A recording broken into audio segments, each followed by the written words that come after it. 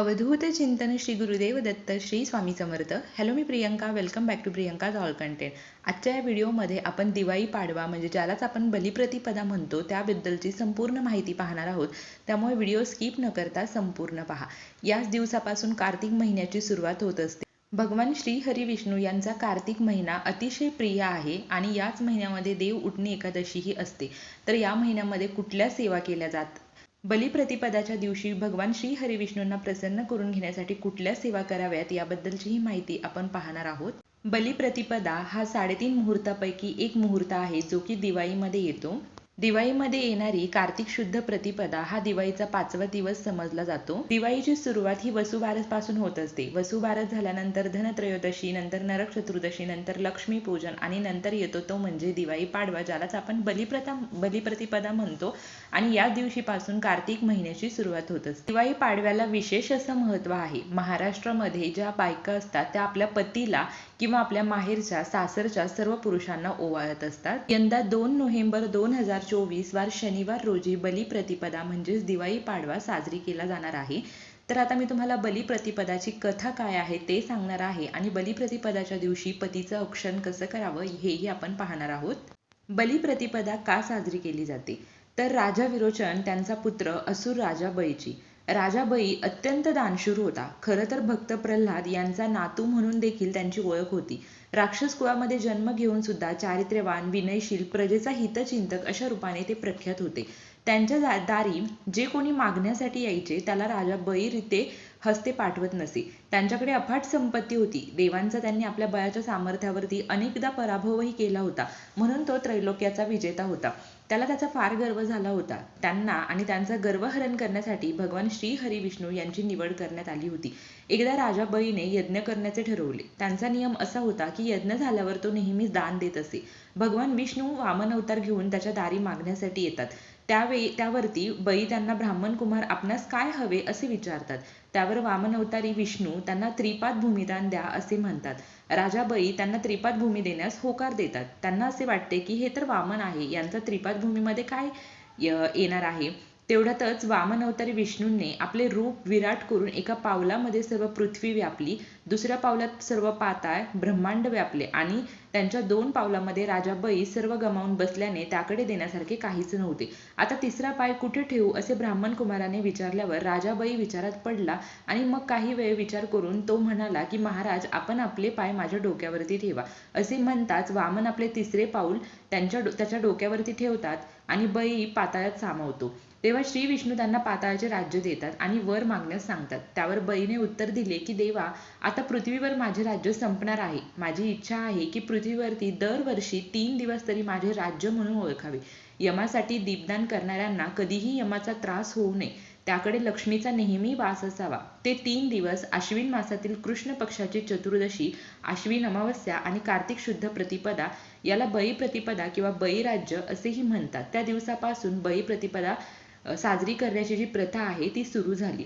पाडवा हा 3.5 मुहूर्तांपैकी एक मुहूर्त आहे. या दिवशी व्यापारी वर्ग नववर्षाची सुरुवात करतात, बळीराजाचे रांगोळी चित्र काढतात आणि नव्या कामाला सुरुवात करतात. तर बलिप्रतिपदेच्या दिवशी सकाळी लवकर उठा, अंघोळीच्या पाण्यामध्ये चिमूटभर हळद टाका, त्याने स्नान करायचं आहे किंवा चंदन टाकू शकता किंवा उटण्याने वगैरे तुम्ही अंघोळ करायची आहे. या दिवशी पतीचं जेव्हा औक्षण तुम्हाला करायचं आहे तेव्हा एक पाट मांडा, त्या पाटाच्या कडेने छान रांगोळी काढा. तुमच्या पतीला त्याच्यावरती बसवून पतीला टोपी किंवा रुमाल डोक्यावरती द्यायचा आहे. तुम्ही सुद्धा छान सजायचं आहे. त्यानंतर तुमच्या पतीला गंध लावा, अक्षता त्यांच्या डोक्यावरती टाकायच्या आहेत, अंगठीने ओवाळू शकता. त्याचप्रमाणे कणकेचा एक दिवा करायचा आहे. त्या दिव्यामध्ये तुम्ही तेल ओतून तो दिवा प्रज्वलित करा. दिव्याच्या कडेने तुम्ही कणकीचे 2 असे आपण उभ्या आकाराचे 2 लोट टाईप तुम्हाला करायचं आहे, जे दिव्याच्या कडेने तुम्हाला लावायचं आहे. त्यानेही तुम्हाला तुमच्या पतीला ओवाळायचं आहे. काहीतरी गोडाची बर्फी किंवा मिठाई तुम्ही त्यांना खायला द्यायची आहे. एक नारळ, करगुटा असं सुद्धा तुम्हाला पतीला द्यायचं आहे आणि पतीचे चरण स्पर्श करून त्यांचा आशीर्वाद घ्यायचा आहे. त्याचप्रमाणे पतीने सुद्धा आपल्या घरातली गृहलक्ष्मी म्हणून आपल्या पत्नीचा आदर करायचा आहे आणि तुमच्या यथाशक्ती तुम्हाला जसं काही शक्य होईल तसं तुम्हाला पत्नीला काहीतरी गिफ्ट द्यायचं आहे.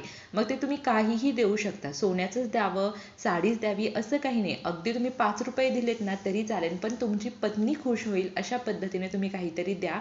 आणि यालाच दिवाळी पाडवा असं म्हटलं जातं. बघा काही स्त्रिया जेव्हा काही स्त्रिया आहेत त्या दिवाळीला माहेरी सुद्धा जात नाही, कारण त्यांना दिवाळी पाडवा त्यांच्या पतीचं औक्षण करून साजरी करायचा असतो, म्हणून ते तिथेच राहतात, पाडवा करतात आणि मग घरी जातात. कधी कधी काय होतं की पाडवा आणि भाऊबीज एकाच दिवशी येते, मग खूप तारांबळ उडते. पण यावर्षी असं नाहीये. तर तुम्ही यावर्षी पाडवा व्यवस्थित पद्धतीने साजरा करू शकता. बलिप्रतिपदेच्या दिवशी आपल्याला भगवान श्री हरी विष्णू यांची पूजा करायची असते. तर तुम्ही भगवान श्री हरी विष्णू यांची बालकृष्णांच्या रूपामध्ये किंवा विठ्ठलाच्या मूर्तीच्या रूपामध्ये सुद्धा पूजा करू शकता. कार्तिक महिन्यामध्ये भगवान श्री हरी विष्णू, विठ्ठल आणि श्रीकृष्ण यांची तुम्ही पूजा करू शकता. जे विवाहयोग्य मुलं मुली आहेत त्यांनी आपल्याला योग्य वर, योग्य वधू मिळावी यासाठी कार्तिक महिन्याच्या म्हणजे बलिप्रतिपदेपासून सेवा करायला सुरुवात करायची आहे. तुम्ही दररोज बालकृष्णांच्या पुढे एक लेकुरवाळा हळकुंड अर्पण करू शकता आणि सेवा करू शकता. किंवा जर तुम्हाला दररोजच लेकुरवाळा हळकुंड अर्पण करणं शक्य नसेल तर तुम्ही एकदा करा. त्यानंतर तुम्ही दररोज तुळशीपत्र अर्पण केलं तरी भगवान श्री हरी विष्णू, त्याचप्रमाणे विठ्ठल देव किंवा श्रीकृष्ण सगळे प्रसन्न होत असतात. रविवारी आणि एकादशीच्या दिवशी तुळशीला पाणी घालायचं नसतं, तुळशीला स्पर्श करायचा नसतो. तर तुम्ही आदल्या दिवशीच पानं तोडून ठेवू शकता सूर्यास्त होण्यापूर्वी.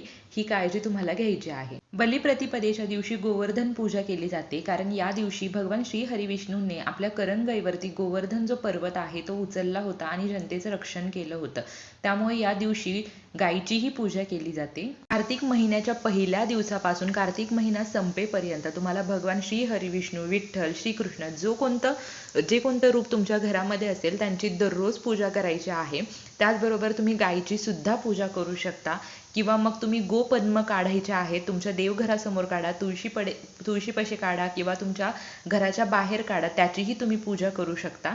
त्याचप्रमाणे जर तुम्हाला नैवेद्य म्हणून काही ठेवायचं हे प्रश्न पडला असेल तर तुम्ही दूध घ्या, त्या दुधामध्ये थोडीशी हळद, गूळ, त्याचप्रमाणे आलं, थोडासा ओवा, त्याचप्रमाणे चहाची पानं, अशा प्रकारे जो आपण काढा करतो ना तो काढा करायचा आहे. कारण आता थंडीची पण सुरुवात होणार आहे. तर तसा काढा करून तो भगवान श्री हरी विष्णू यांना तुम्हाला दररोज कार्तिक महिन्यामध्ये अर्पण करायचा आहे त्यांच्या चरणाशी. आणि तोच प्रसाद रूपी तुमच्या घरातील प्रत्येक व्यक्तीने एक चमचाभर तो काढा प्यायचा आहे. तुम्हाला ही सेवा कार्तिक महिन्यामध्ये दररोज करायची आहे. कारण कसं असतं की गुळामध्ये उष्णता असते, त्यामुळे दूध आणि गुळापासून केलेला हा जो काढा आहे तो भगवान श्री हरी विष्णू असेल, विठ्ठल, श्रीकृष्णदेव यांना अर्पण करायचा आहे. त्याचप्रमाणे दररोज तुम्हाला तुळशीपत्र अर्पण करायचं आहे. भगवान श्री हरी विष्णूंनी जनतेचं रक्षण करण्यासाठी, पर्जन्यवृष्टीपासून त्यांना त्रास होऊ नये यासाठी जो गोवर्धन पर्वत आपल्या करंगईवर उचलला होता त्याचं प्रतीक म्हणून अनेक ठिकाणी शेणाचा पर्वत केला जातो आणि तिथेच भगवान श्री हरी विष्णूंची तांदळाने किंवा रांगोळीने मूर्ती रेखाटून त्याची पूजा केली जाते. किंवा काही ठिकाणी मिठायांपासूनच जो गोवर्धन पर्वत आहे त्याचा आकार काढला जातो आणि त्याची पूजा विधिवत पद्धतीने केली जाते. काही ठिकाणी गोवर्धन पद्म काढले जातात, काही ठिकाणी गायीची पूजा केली जाते. तर प्रत्येक ठिकाणी पूजा करण्याची ही वेगवेगळी पद्धत आहे. तुमच्या भागानुसार, तुमच्या पद्धतीनुसार तुम्ही बलिप्रतिपदेच्या दिवशी भगवान श्री हरी विष्णू किंवा विठ्ठलाची किंवा श्रीकृष्णांची पूजा आवर्जून करा. त्याचे अनुभव तुम्ही नक्की घ्या. त्याचप्रमाणे बलिप्रतिपदा म्हणजेच दिवाळी पाडवा हा पती पत्नी यांच्या नात्यातील अत्यंत प्रेमाचा सण असतो.